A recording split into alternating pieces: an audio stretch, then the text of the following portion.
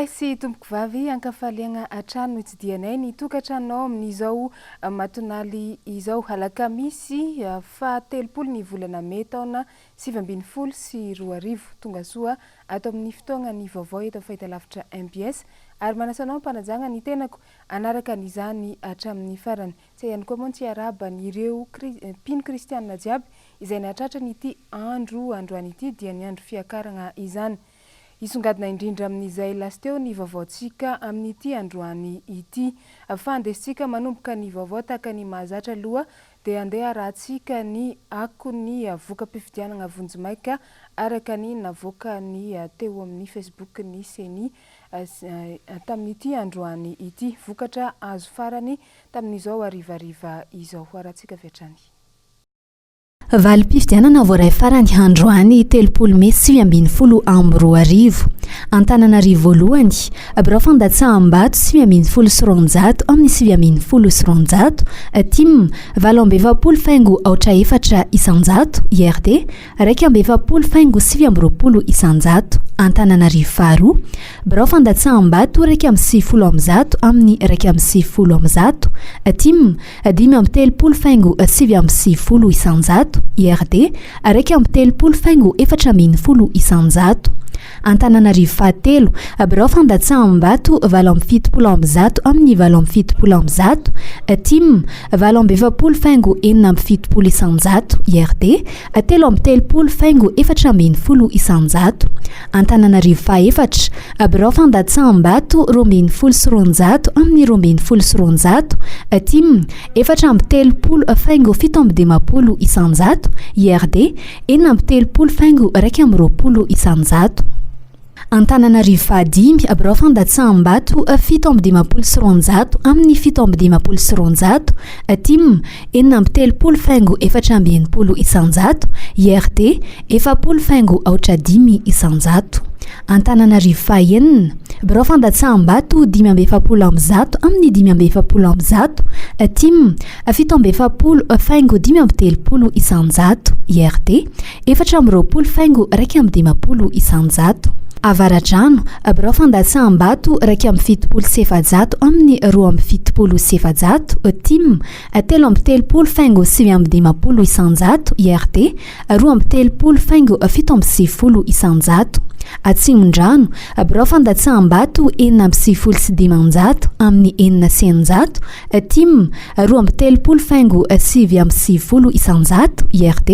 420 faingo aotra 3 isanjato Andramasina birao fandatsaham-bato 520 amzato amin'ny 520 amzato Tim 270 faingo 720 isanjato IRD 220 faingo 220 isanjato Ambohidratrimo birao fandatsaham-bato 720 sy dimanjato amin'ny 230 sy dimanjato Tim 220 faingo 720 isanjato IRD 230 faingo 4 isanjato Fenoarivo B birao fandatsaham-bato 700 amin'ny 470 amzato Tim 730 isanjato IRD 520 isanjato Antsirabe voalohany birao fandatsaham-bato 720 amin'ny 330 sy roanjato Tim 420 faingo 420 isanjato IRD 220 faingo aotra 9 isanjato Arivony Mamo birao fandatsaham-bato 320 sy roanjato amin'ny 220 sy telonjato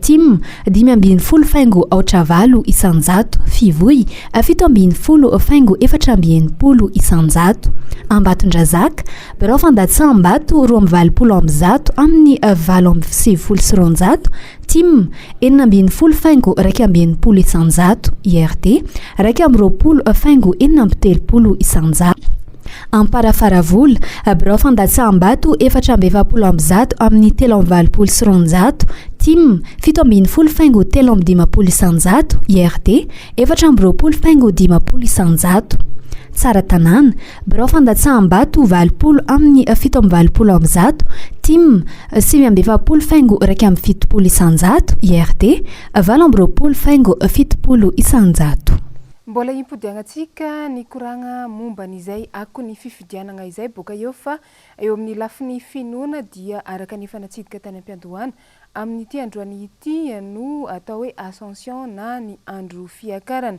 Fotoan-dehibe ho an'ny mpino kristianina moa ny androany, ary raha hoan'ny tao amin'ny FJKM makady-bahoaka manokana dia nomariana tamin'ny alalan'ny fanokanana katekômena izany androany izany. Tonga teny an-toerana nandritra n'izay lanonana ara-pinoana izay moa ny filohan'ny FJKM ny pasteur Irako Andriamasoa Ami nanotrina n'ireo tanora izay vao nahazo ny katekômena.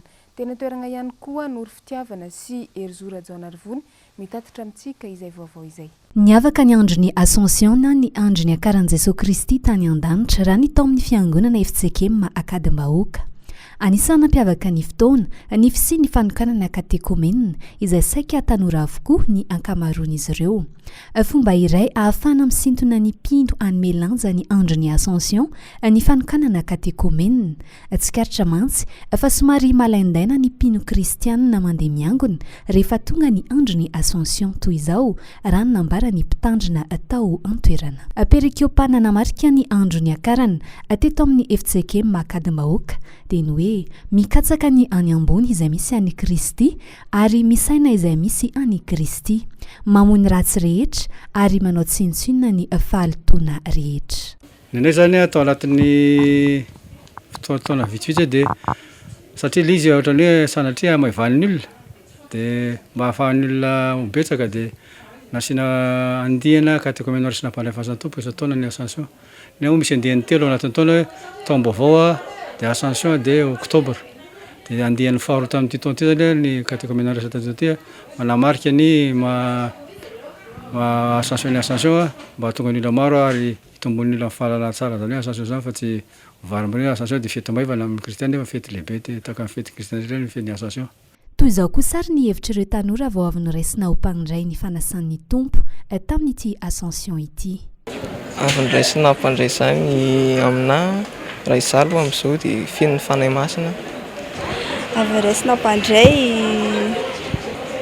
afaka aloha ianao satria hoe atao aloha zay ianao natry ny hoe mavesatra amin'ny fiainana satria izany dia izao ianao afaka.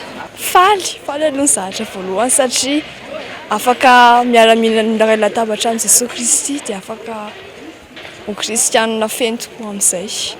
Tsara ny manamarika fa tonga nanotrina ireo tanora niraisina katekômena tamin'ity Ascension ity teto amin'ny FJKM akady-bahoaka ny filohan'ny FJKM Irako Andriamasoa Ami mpitandrina. Arantsika toy izao ary ny fanazavany ny hevitry ny hoe Ascension.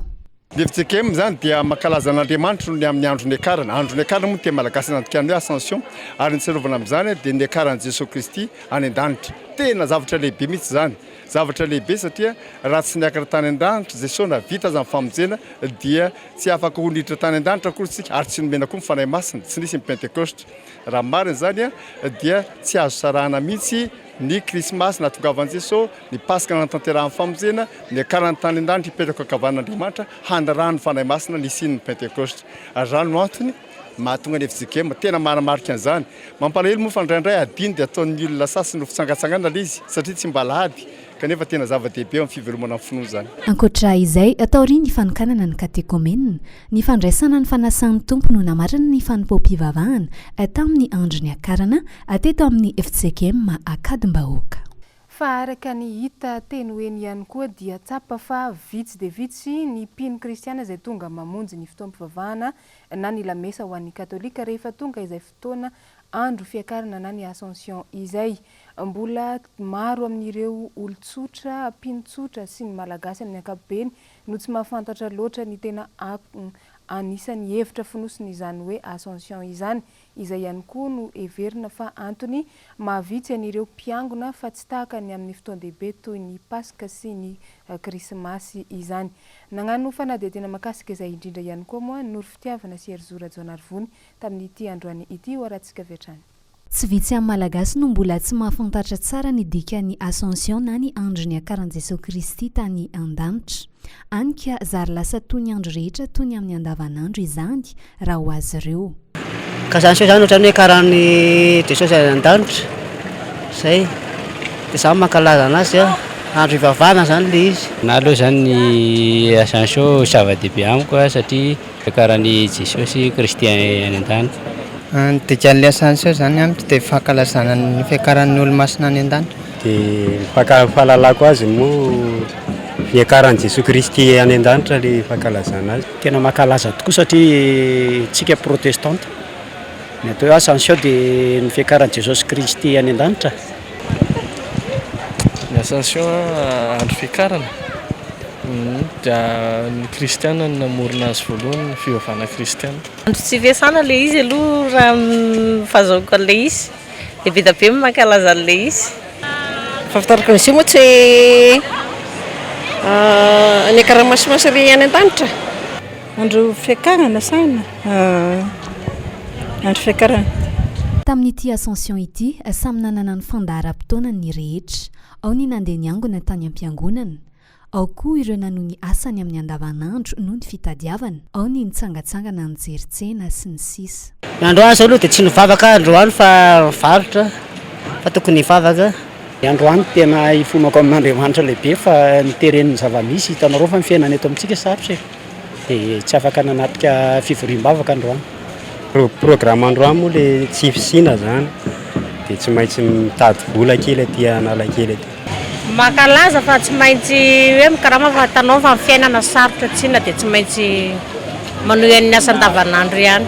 Izao mandehandeha mijery zava-misy, tsy afaka nitsangatsangana amin'ny efa fahaterana dia aloha mijery zava-misy. Miangona maraina dia mivoaka manana dia avy miangona mijery. Androany maraina zany fivavahana maraina natrehana dia avy eo nandeha nisy zavatra tsy maintsy nijerena dia mandeha. Nambaran'ny filohan'ny FJKM Irako Andriamasoa mipitandrina fa andro lehibe ho an'ny mpino kristiana ny andro ny akarany. Tsy tokony atao ambanin-javatra satria mitovy lenta amin'ny fetin'ny Krismasy sy ny Paka. Ny FJKM zany dia mankalaza an'Andriamanitra ny amin'ny andro ny akarana. Andro ny akarana moa dia malagasy nandikan'ny hoe Ascension ary nitsarovana amin'izany dia ny akaran'i Jesosy Kristy any an-danitra. Tena zavatra lehibe mihitsy zany. Zavatra lehibe satria raha tsy niakatra tany an-danitra Jesosy na vita azy amin'ny famonjena dia tsy afaka ho niditra tany an-danitra akory isika ary tsy nomena koa ny fanahy masina, tsy nisy ny Pentecoste.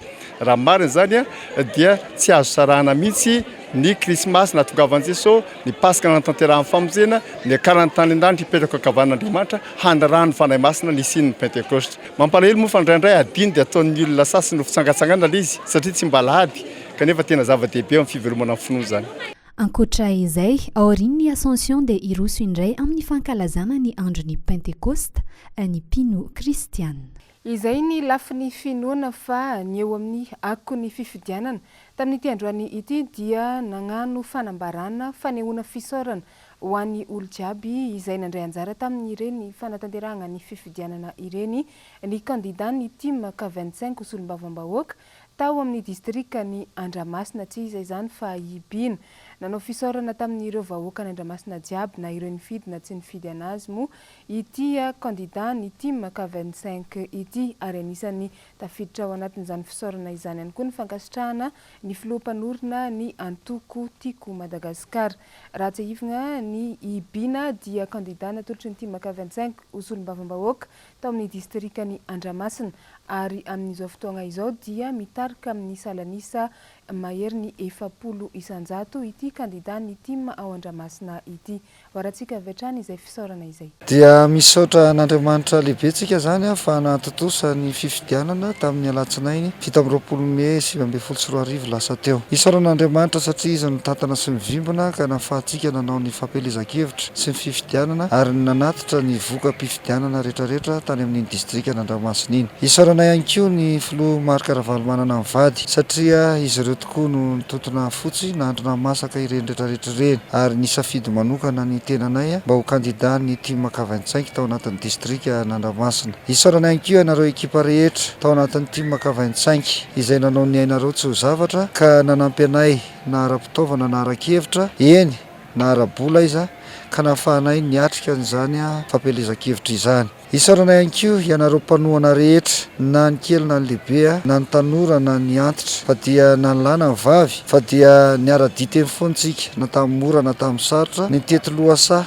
mitety vazatany mba hahafahantsika mahazo an'izao fandreseny izao. Isaorana ihany koa ianareo vahoaka rehetra tonga ny fidy tamin'ny alatsinainy teo, na ny nifidy anay na ny tsy nifidy anay fa dia sitraka sy telona tokoa ary dia nazahoantsika salanisa ambony ny oatra n'ireo distrika hafa teo amin'ny zala-pahavitriana izay nahatratra tany amin'ny 730 isanjato. Isaorana ihany koa ianareo tompona andraikitra isa-tsokaziny rehetra na tany amin'ny commune, tany amin'ny fokotany, indrindra moa fa ny tao amin'ny distrika izay nanampy anay sy nanampy ireo kandida rehetra mba hatotosany ireny fifidianana ireny. Tsy adinan'izany ianareo mpitandro filaminana izay tandroka ary mivozona. Eo ihany koa ianareo tompona andraikitra tao amin'ny CENI izay mikarakara ary nanao izay faraherinareo tokoa mba hampilamina hampizotra tsara ny fifidianana. Koa dia misaotra antsika rehetra fa isika ihany ntsika, tsika mpandresy ary isika tsy resy. Soavatsara daholo tompoko. Fa amin'izao fiambesagna ny voka-pifidianana izay ho avoaka ny CENI Vonjimaika izao moa dia tsy karitra fa misy manao mikonokonona ny hanakorontana sy faly ampisavorovoro any amin'ny distrika ny Andramasina iny manoloana izay fiambesana ny valim-pifidianana izay. Manoloana izay indrindra dia nagnano antsoavo ary nikaiky an'ireo vahoaka ny Andramasina jiaby ny candidat député Bina mba ho tony manoloana ny mety ofisiny izay fanakorontanana ataon'olombitsy ao an-toerana izay. Tetsy andaniny dia nanentana ihany koa ny CENI sy ny HCC ny tenany mba hamoaka ny valiny tena mangarahara sy marina tao aoriana izay fanatanterahana ny fifidianana sy olom-bavam-bahoaka izay. Horantsika ny fanazavana.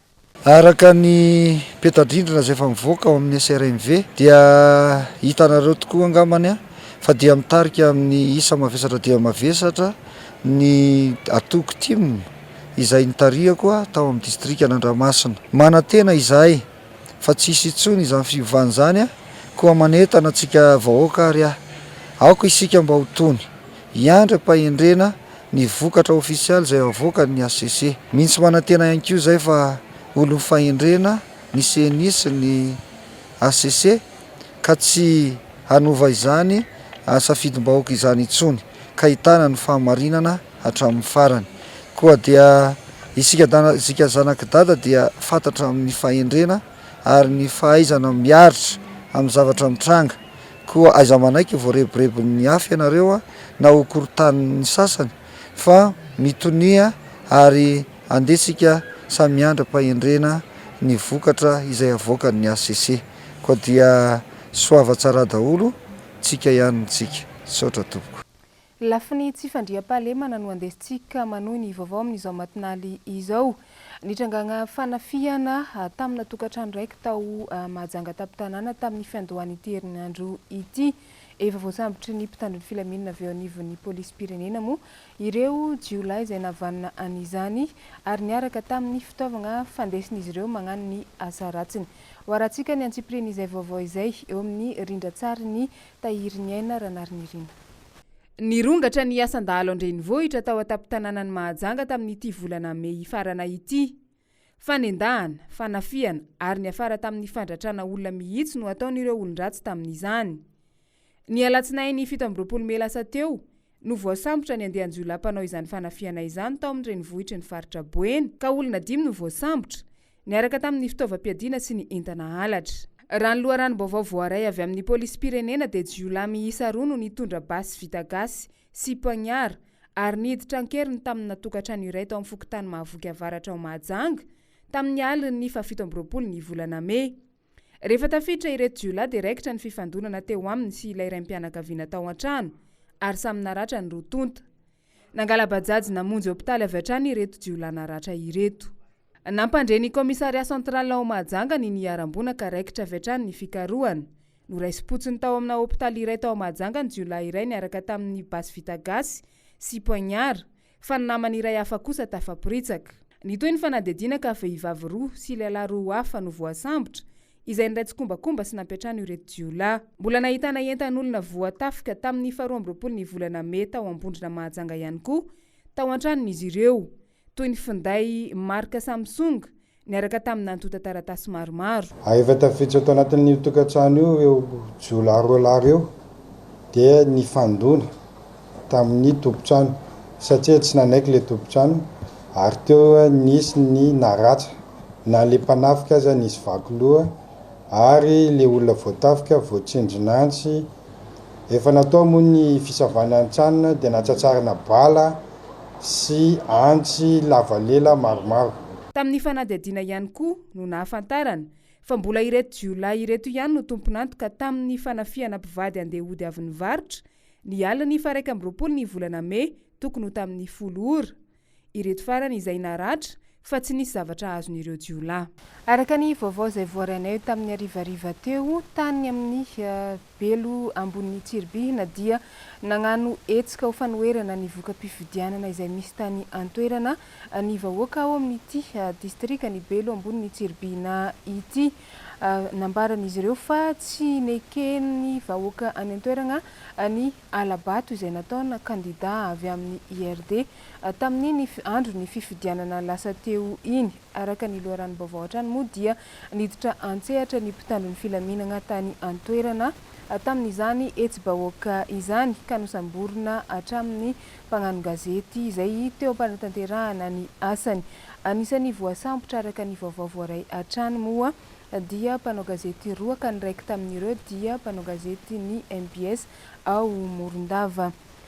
Tsy mbola fantatra ihany koa tamin'ny arivariva teo nazahoanay ny vaovao hoe aiza ny toerana misy an'ireo mpagnano gazety izay nisamborina ireo. Nalaina ihany koa moa ny fitaovana izay nandesin'izy ireo nanatanteraka ny asany araka ny loharanom-baovao hatrany. Hoarantsika misimisy kokoa ny momba ny antsipriny izay vaovao izay amin'ny amaray fa lafim-baovao hafa olona roa no namoy ny ainy vokatry ny fahamaizana trano teny Ampandrana. Mariana fa mbola tsy azo alaina ireo razana roa ireo fa mbola miandry ny mpitsabo raha ny loharanom-baovao azo hatrany. Mitaraina araka izany miavan'ireo namoy ny ainy. Vaovao tatery ny Noro Fitiavana. Velotaraina tanteraka amin'izao ny avan'ireo namoy ny ainy vokatry ny aitrano ny tranga teny Ampandrana. Velotaraina manoloana ny fitarasoka ny fandraisan'ireo mpitsabo ao amin'ny hopitaly Ashera. Raha ny loharanom-baovao azo efa dokotera Meriny Dimy no nantsoa ny fianakavian'ireo maty. Saingy tapan'ireo dokotera avokoa ny antso amin'ny mahandro tsy fiasana ny andro androany. Tsara ny manamarika fa tsy vitany tsy mandray antso ireo dokotera no mbola tsy misy ihany koa ireo mpiandry raharaha. Araka ny fanazavan'ireo manamanjo, voatery aimotra ny farany herinandro izao ny andro ny asabotsy ny fandevenana ireo maty manoloana ity toe-javatra ity. Raha tsy aivina, olona misy saroa no indray namoy ny ainy avy hatrany vokatry ny aitrano ny tranga teny Ampandrana. Mimenomenona ireo tompony manjo satria mbola ao amin'ny tranopaty ao amin'ny Ashera hatramin'izao ireo razana. Eran'eo ihany koa no azo natolotra tamin'ity androany ity tompoko lahy sy tompoko vavy ankasitrahanao nanaraka ny vaovaontsika hatramin'ny farany. Tsy adinany koa ny mankasitraka ny ekipa jiaby izay ny fanolotanana sy ny ara-nanotrona tamin'ny fanolorana n'ireny vaovao teto ireny. Mametraka ny veloma mandrapitafa ao amintsika jiaby koa ny tenako amin'ny manaraka koa. Samy tsara tompoko lahy sy tompoko vavy.